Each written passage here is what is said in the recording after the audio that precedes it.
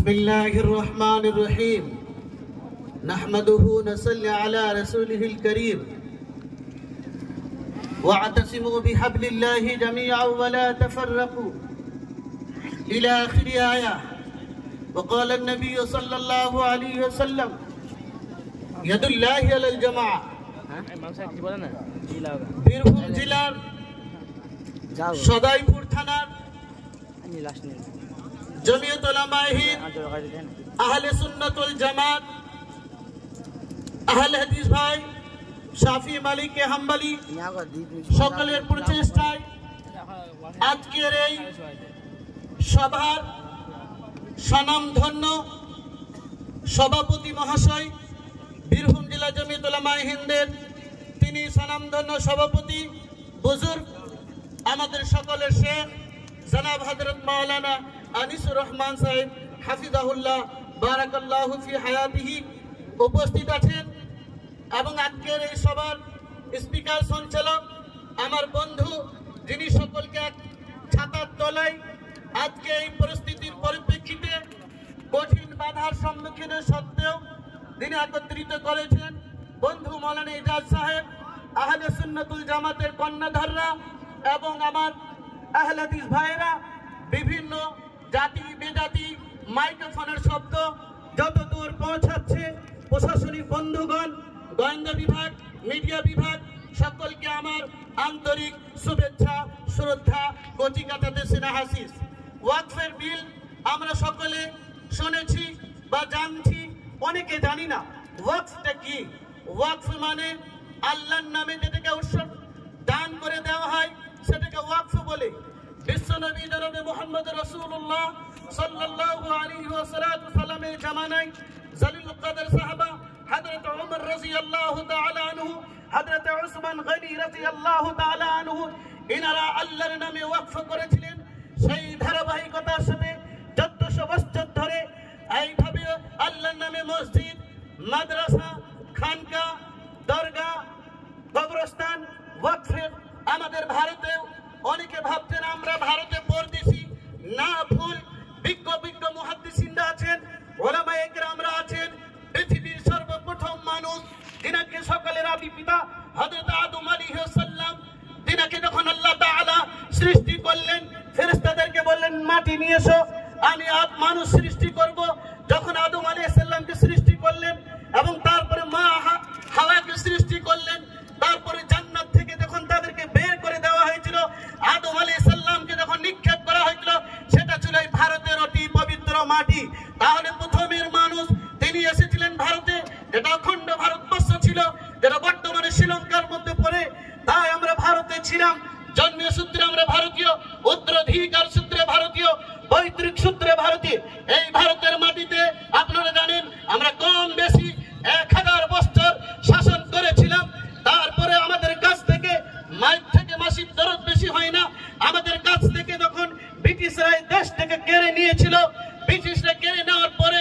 সর্বপ্রথম তারা যে স্টিম রুলার চালাচ্ছিল সেটা মুসলমানদের উপরে মসজিদ মাদ্রাসা খানকা দরগা কবরস্থান এগুলোর উপরে তারা কি করেছিল স্টিম রুলার চালিয়েছিল সেই সময় আজকে তারা দিল্লির মসনদে বসে বড় বড় কথা বলছে কালা কাউন ভারতবর্ষের সংবিধান শপথ বাক্য পাঠ করে তারা সংবিধানকে তারা হত্যা করছে আজকে এই যে আপনারা দেখছেন মহামান্য আদালত পর্যন্ত বলেছেন আর্টিকেল 15 আর্টিকেল 25 আর্টিকেল 26 আর্টিকেল 28 এই সংবিধানকে তারা কি করেছে হত্যা করেছে তারা সংখ্যাগরিষ্ঠতার জেরে সংখ্যাগরিষ্ঠতা পায়নি তারা বিজেপি 240 পেয়েছিল কিন্তু তাদের শরিক নীতিশ কুমার চন্দ্রবাবু নাইডু চিরাগ পাসওয়ান সীতারাম মাঝি এদের সমর্থন নিয়ে তারা অবৈধভাবে বিলকে তারা পাস করেছে তারা ভাবছে ভারতের সংখ্যালঘুরা তারা ঘুমিয়ে গেছে তাদেরকে একটার পর একটা এনআরসি ইউসিসি উত্তরাখণ্ডে হিমাচলে গুজরাটে আমরা লাগু করেছি তাতে তারা কিছু করেনি বাবরি মসজিদে 577 বছর যেখানে মসজিদ ছিল সেখানে সমস্ত পাস থাকা সত্ত্বেও সেটাকে আমরা রাম মন্দিরে রূপান্তরিত করেছি কিন্তু জেনে রাখবেন আমরা ভারতবর্ষকে শান্তি জন্য সম্প্রীতিকে রক্ষা করার জন্য জাতীয়তাবাদী সংগঠন যার ছাতার তলায় যার নেতৃত্বে আজকে আমরা এসেছি এই সংগঠনের ইতিহাস অনেক ফিরকার মানুষ আমরা জানি, এটা জেনে রেখে দেন এই জমিয়ত উলামায়ে হিন্দ যে সাদা কালো ঝান্ডা, এই সংগঠন হচ্ছে ভারতবর্ষের সংগঠনে সমস্ত সংগঠনের মা। তারা যদি ভারতবর্ষে না থাকতো তাহলে ভারতবর্ষ এই গোলাঙ্গাররা কোনোদিন ক্ষমতায় আসতে পারতো না। আমার কথা নয়, কলকাতা ঐতিহাসিক অধ্যাপক শান্তিময় রায় তিনি ঐতিহাসিক গ্রন্থে লিখছেন, যদি সুপ্রাচীন এই জমিয়ত উলামায়ে হিন্দ যদি না থাকতো ভারতবর্ষ ইংরেজদের হাত থেকে 200 বছরের জন্য পিছিয়ে যেত। এই হচ্ছে আমাদের অবদান আমরা দেশের জন্য।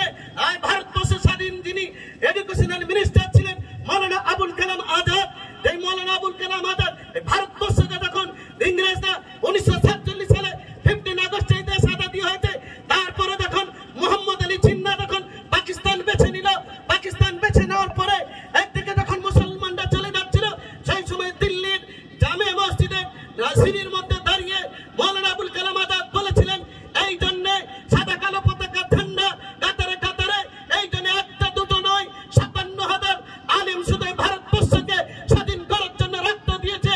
এই জন্য নয় তোমরা সরদার বল্লভ ভাই পটেল বলেছিল মোহাম্মদ আলী জিন্নাহ তিনি কি করলেন, পাকিস্তান বেছে নিলেন ব্যারিস্টার, সে চায় ওখানে শরিয়তের আইন চলবে, আর আমরা এটাকে কি করব, আমরা এটাকে হিন্দু রাষ্ট্রে রূপান্তরিত করব। সরদার বল্লভ ভাই পটেলের সামনে কেউ চোখে চোখ রেখে কথা বলার মতন কোন মাইল লাল ছিল না, তার সামনে কথা বলেছিলেন। এইরকম আমাদের স্বনামধন্য বুজুর্গরা হযরত মাওলানা হিফজুর রহমান অল ইন্ডিয়া জমিয়ত উলামায়ে হিন্দের সর্বভারতীয় সভাপতি, তিনি বলেছিলেন এই জন্য এই ভারতবর্ষের উত্তর ভারতের হিন্দুরা তারা কি করে, তারা রামায়ণের পূজা করে, বাংলার পশ্চিম ভারতের হিন্দুরা তারা দুর্গা পূজা করে, দক্ষিণ ভারতের হিন্দুরা তারা দুর্গা পূজা করে না। 36 কোটি দেবতা আছে, বিভিন্ন জাতি বিভক্ত আছে, এই জন্য তারা জীবন দেয়নি। এবং মুসলমানরা আমরা বাই চয়েস এই দেশটাকে পিছিয়ে পছন্দ করেছিলাম, তার জন্য আমাদের বুজুর্গ হযরত মাওলানা হাসান আহমদ মাদানী রাহমাতুল্লাহ আলাইহি তিনি মদিনা ইউনিভার্সিটিতে 17 বছর বুখারীর দাস দিয়েছিলেন, দারুল উলুম দেওবন্দে 32 বছর বুখারীর দাস দিয়েছিলেন। এই বুখারীর ফজিলত ছেড়ে দিয়ে তিনি ঠান্ডা নিয়ে জাতির করুণ অবস্থায় তিনি সকল মুসলিমকে একত্রিত করে, যেমন আল্লাহ তাআলা বলেছেন ওয়াতাসিমু বিহাবলিল্লাহি জামিআ ওয়া লা তাফাররাকু, আমার রশিকে বিচ্ছিন্নতা হয় না, বিভিন্ন ভাবে বিভক্ত হয় না, সকলে মিলে সমবেত হয়ে ধরো। তাই সেই আল্লাহর রশিকে মজবুত করে ধরার জন্য সেদিন তিনারা কি করেছিলেন, বুখারীর ফজিলতকে ছেড়ে দিয়ে ঠান্ডার তলায় এসে সকল মুসলিমকে দলিতকে হিন্দুকে একত্রিত করার জন্য ইংরেজের বিরুদ্ধে লড়াই করেছিলেন। তাই সেদিন মাওলানা আজাদ বলেছিলেন, না আমাদের এই মুরব্বীরাই ভারতের মাটিতে মাল্টা জেলকে তারা ফাঁসির মঞ্চে বেছে নিয়েছিল, আমরা এখানেই মরতে চাই, আমাদের কবরস্থান এখানে হবে। এটা কোনো বাপের জায়গিরির কবর নয়, এটা দিল্লির মাটিতে দেখেন অলিতে গলিতে যদি দেখতে পাওয়া যায়, চাঁদনী চক থেকে নিয়ে এখন জামে মসজিদ থেকে নিয়ে এখন রক্তের সুঘ্রাণ পাওয়া যায়। আজকে তোমরা বড় বড় কথা বলছো, আজ মুসলমানরা আর্টিকেল নাম্বার 26 সংবিধানে বলা আছে যে যার ধর্ম করবে কেউ কারো ধর্মে হস্তক্ষেপ করতে পারবে না, যে যার রাজনীতি করবে কেউ কারো রাজনীতিতে বাধা দিতে পারবে না। মুসলমানরা মসজিদ তৈরি করবে, মুসলমানরা মাদ্রাসা তৈরি করবে, মুসলমানরা বৃহত্তর দরগা তৈরি করবে, মুসলমানরা খানকা তৈরি করবে, তাদের কবরস্থান করবে। আজকে তোমরা বলছো সেখানে পুরুষ দেখাও, আজকে যদি তোমাদের বাপ দাদু পর দাদুদের পুরুষ তোমরা দেখাতে পারবে না। আজকে এটা শুধু ঠুনকো অজুহাত, এটা যদি আইনে পাস হয়ে গেছে, যেমন পাঞ্জাবের কৃষকরা যে আন্দোলন অহিংস আন্দোলন তারা করেছিল, যন্তর মন্তরে 1 বছর তারা কি করেছিল, তারা শান্তিপূর্ণ আন্দোলন করেছিল, 600-র বেশি তারা কি করেছিল, রক্ত দিয়েছিল, এবং রক্ত দেওয়ার বদলেতে সংখ্যাগরিষ্ঠতা যারা উপরেও তাদেরকে কালা কানুনকে প্রত্যাহার করতে হয়েছে। আজ ভারতবর্ষ গণতন্ত্র প্রেমী মানুষরা উত্তাল হয়েছে, তারাই আমাদের সঙ্গে একটা জিনিস আমাদেরকে বুঝতে হবে, আমাদের কোনো হিন্দুদের সঙ্গে আমাদের শত্রুতা নেই, আমাদের প্রশাসনিক বন্ধুদের সঙ্গে আমাদের শত্রুতা নেই, তার আমাদের জাতীয় সম্পদ, হিন্দু ভাইরা আমাদের জাতীয় সম্পদ, আদিবাসী ভাইরা আমাদের জাতীয় সম্পদ, দলিত ভাইরা আমাদের জাতীয় সম্পদ, কারণ তারা আমাদের সঙ্গে সাথ দিয়েছে, শিখরা আমাদের সাথ দিয়েছে, পাঞ্জাবি ভাইরা আমাদের সাথ দিয়েছে, তারা আমাদের দুঃখ বেদনার সঙ্গে তারা ভাবছে আজকে শুধু মুসলমানদের বিপদ নয়, ভারতবর্ষকে তারা নাকি কথা বলছে না কেন ওলামা সমাজ কেন তারা ভুল বুঝাচ্ছে মানুষদেরকে। এটা তো আমরা কি করছি, মুসলমানদের ভালো চাই, সংশোধন চাই, কিন্তু জেনে রেখে দেন তারা মিথ্যা 2014 সালে ক্ষমতায় কি ভালো দিয়েছে উপহার। বাবরি মসজিদটাকে মন্দির করেছে, সম্বলের মসজিদ।